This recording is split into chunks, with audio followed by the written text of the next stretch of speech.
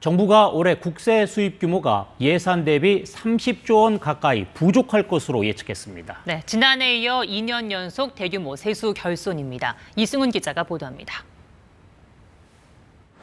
정부는 세수 재추계를 통해 올해 국세 수입이 지난해보다도 6조 원 이상 감소한 337조 7천억 원에 그칠 것으로 예측했습니다.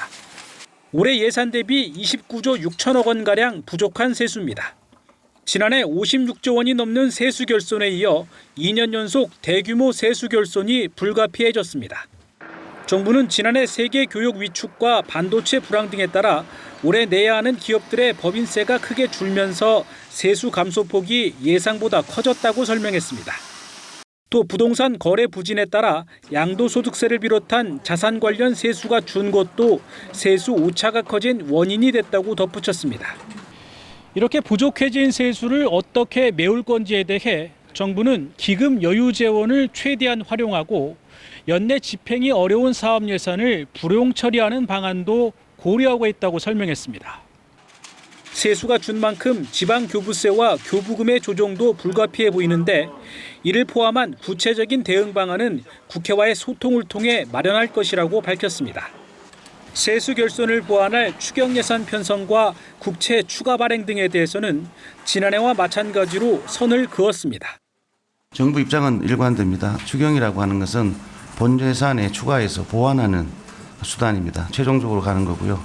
그래서 추경을 자주 쓰는 것은 역시 좋지 않은 방식이죠. 한편 정부는 2020년부터 지난해까지 세수 추계 오차율이 12%를 넘고 올해도 8%가 넘는 오차율이 나옴에 따라 세수 추계 방식을 근본적으로 바꾸겠다고 밝혔습니다. KBS 뉴스 이승훈입니다.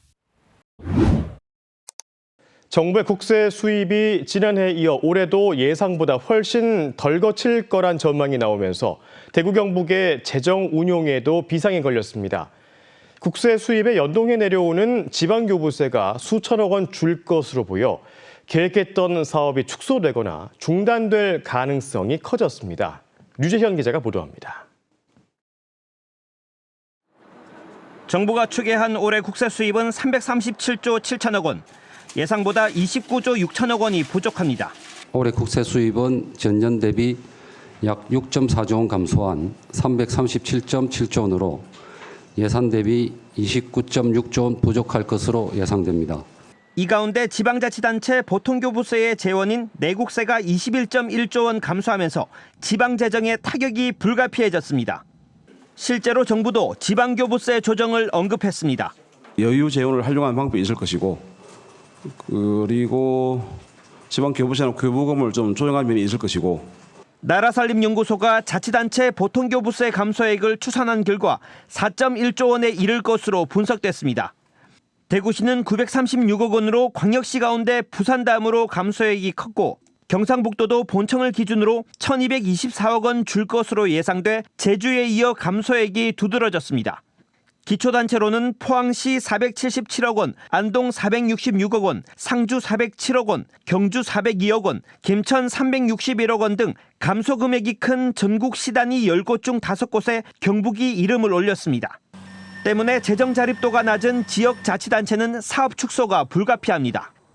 올해 대구의 재정 자립도는 지난해보다 3%포인트 떨어진 44.3%, 경북은 0.8%포인트 떨어진 24.6%로 나타났습니다.